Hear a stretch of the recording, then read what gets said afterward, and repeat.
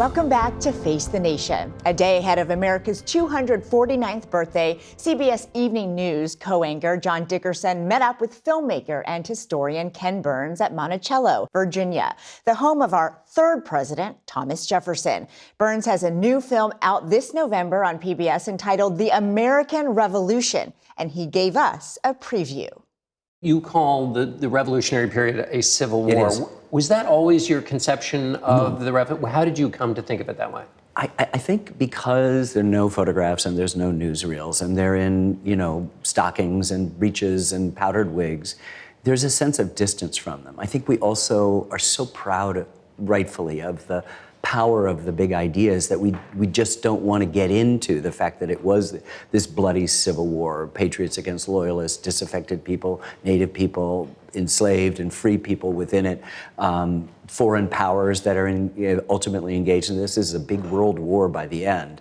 I think we perhaps are fearful that those big ideas are diminished, and they're not in any way. They're in fact become even more inspiring, that they emerge from the turmoil. How should we think about the Declaration of Independence, this period in America, in our present day? First of all, I think the American Revolution is the most important event since the birth of Christ in all of world history. I mean, it turned the world upside down, which is the cliche. Before this moment, everyone was a subject, essentially under the rule of somebody else. We had created in this moment a very brand new thing called a citizen.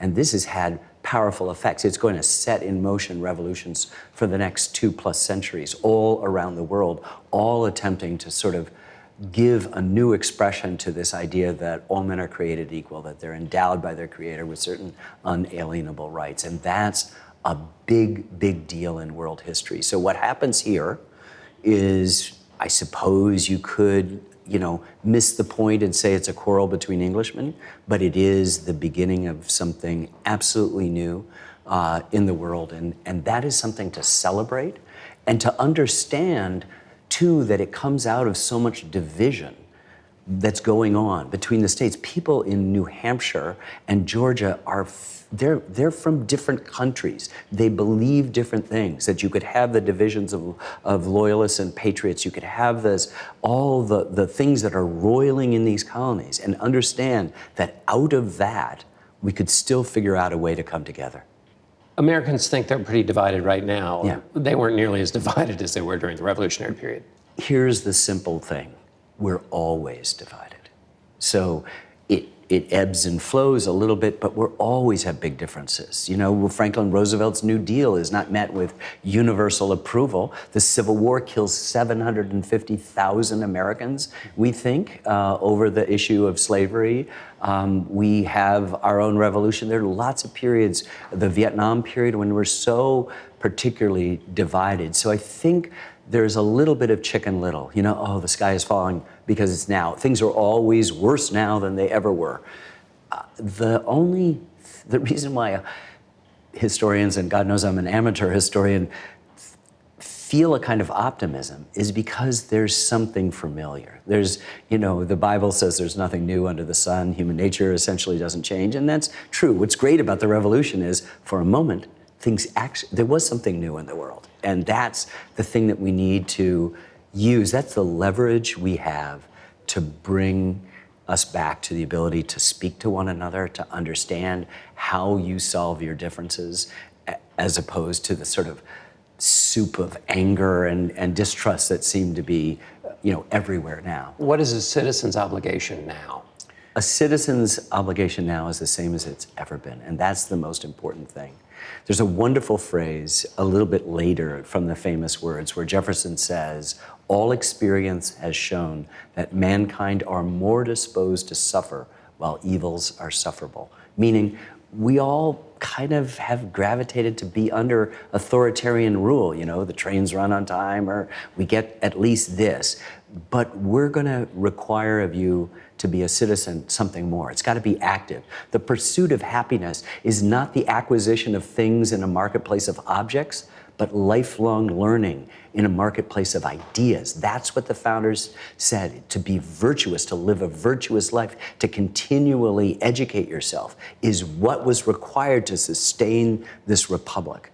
And I think that's what we've gotten away from. Everything is sort of all individualized. We're all free agents. We don't realize that freedom, the thing that we tout, is not just what I want, but also that's in tension with what we need. And I think what happens is that when we study these words, we can go back to the sense of newness and freshness that they represented and rededicate ourselves, and that means me for me and you for you, to this idea that the pursuit of happiness is about lifelong learning. It's about becoming ever more educated to the responsibility of citizenship. And that's a huge, huge responsibility. Not just to take your feed, not just to go with this flow, not just to get your information that sort of ratifies what you already thought, but to actually explore what my neighbor thinks.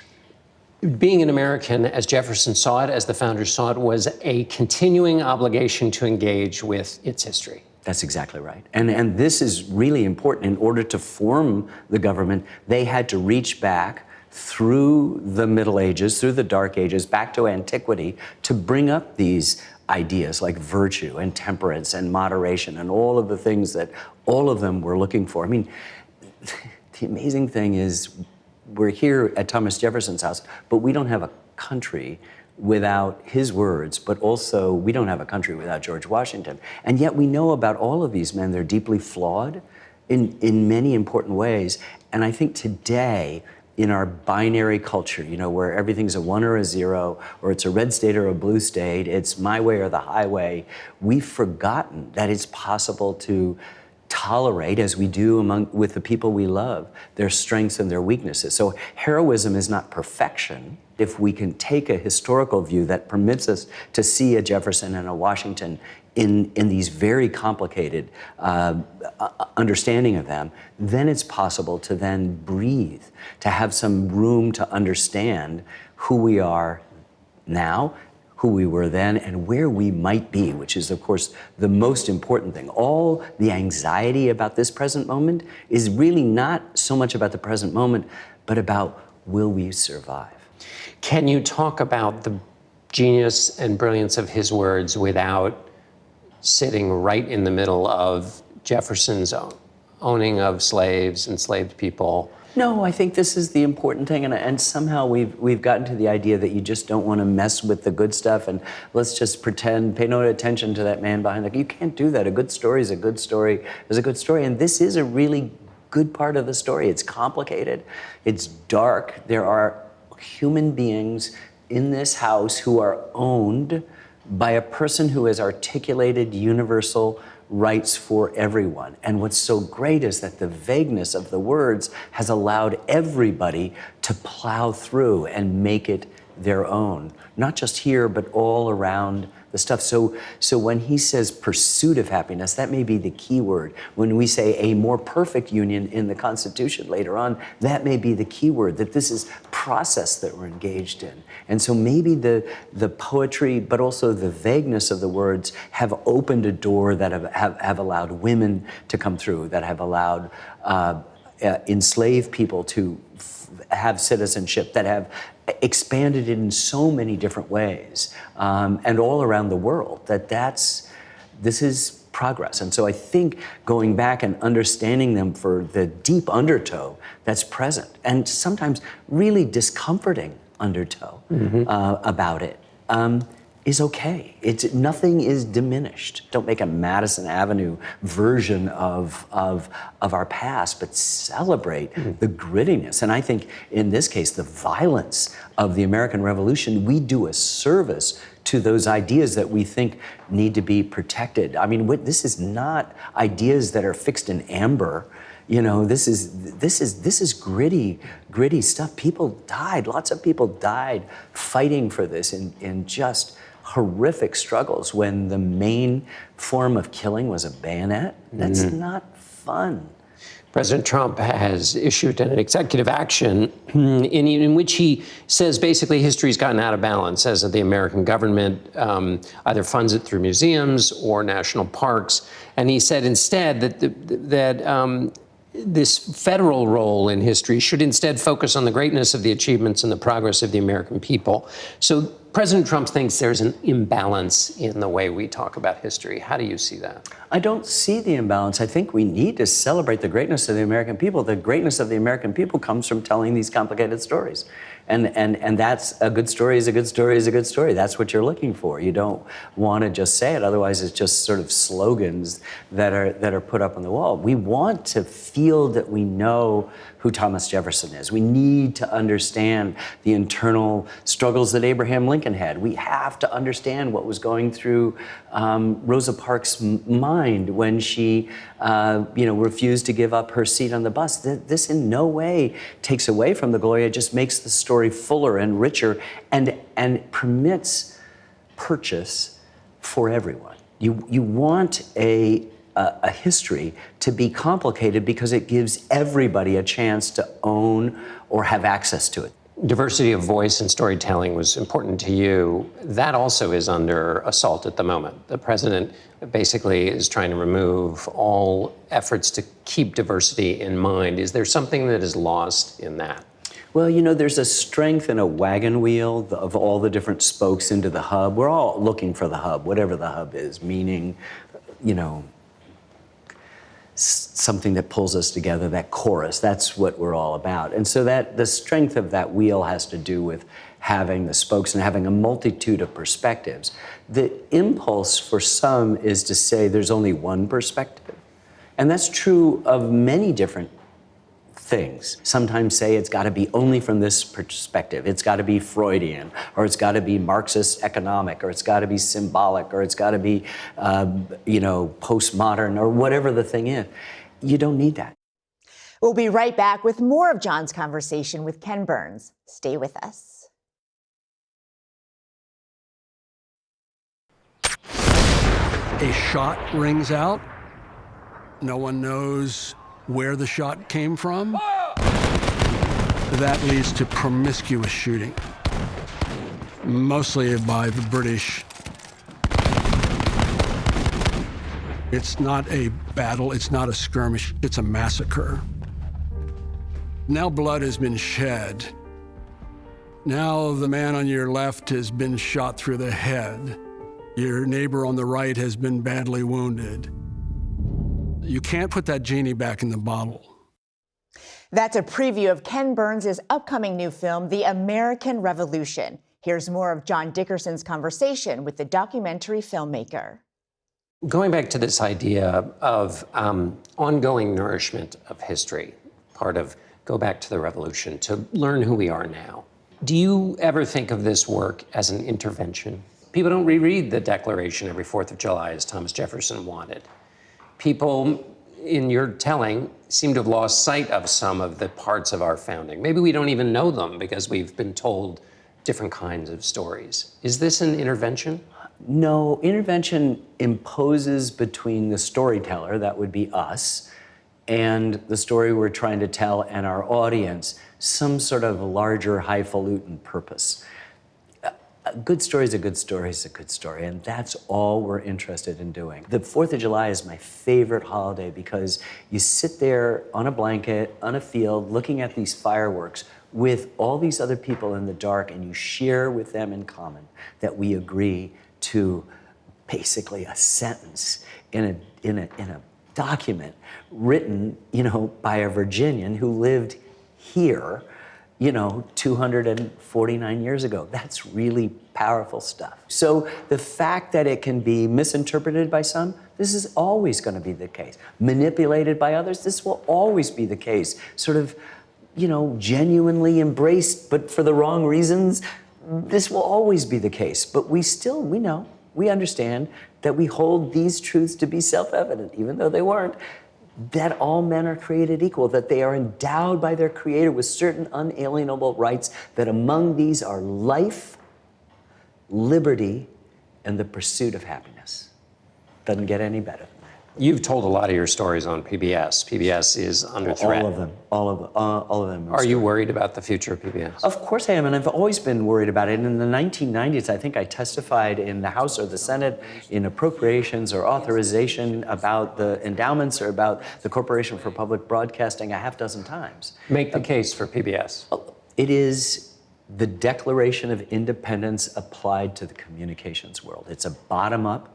It's the largest network in the country. There's 330 stations. It mostly serves, and this is where the elimination of funding for the Corporation for Public Broadcasting is so short-sighted. It mainly serves rural areas in which the PBS signal may be the only signal they get. They also have not only our Good Children's and primetime stuff, they have Classroom of the Air, continuing education, Homeland Security, crop reports, weather, emergency information. That we're going to take away. This seems foolhardy and seems misguided, mainly because there is a perception among a handful of people that this is somehow a blue or a left-wing thing, when this is the place that for 32 years gave William F. Buckley a show.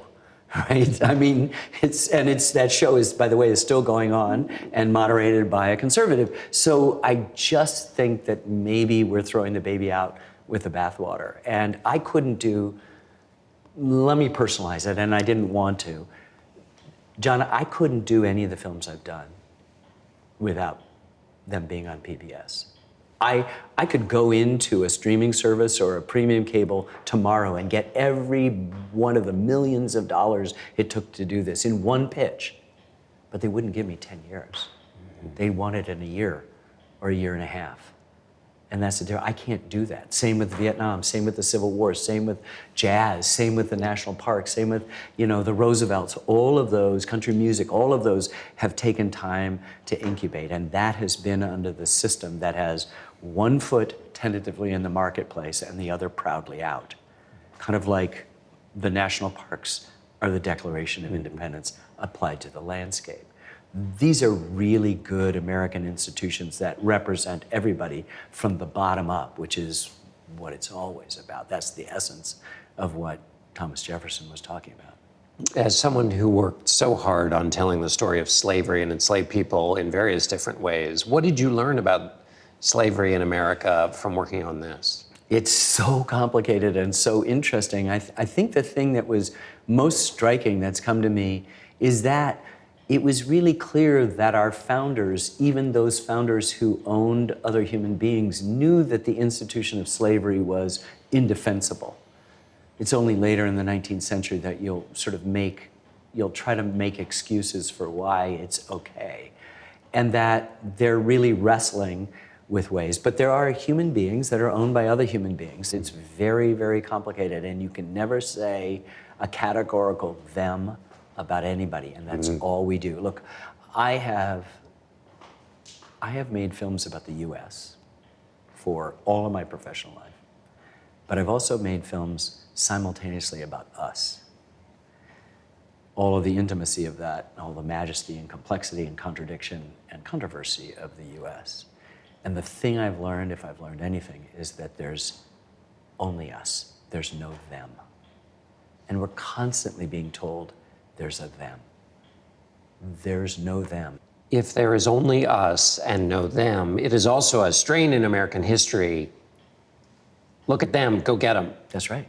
It's the simplest thing. It's the authoritarian's playbook. There's a lot of talk about them these days. Are you hoping to pierce that with this telling of America's beginning? I don't have a conscious desire to do this. That implies a kind of agenda, a kind of a political agenda. We consciously understand as we're working on a film how much is rhyming in the present, and it changes a little bit and changes that, but we don't ever try to put neon signs going, look how much this is so much like today. We just want to let that resonate, and you go, oh my goodness, George Washington and Thomas Jefferson, they may have wigs and they may have breeches. They're very much like us. Because if you put too much of a thumb on the scale, you ruin the story and then you kill the power of the story. That's exactly right. You have to let it tell the story. Our job is to be a good storyteller, period, full stop, end of sentence. Which means telling a story well enough that somebody might take a conclusion that's totally different than the one. one. Absolutely. I remember watching this and going,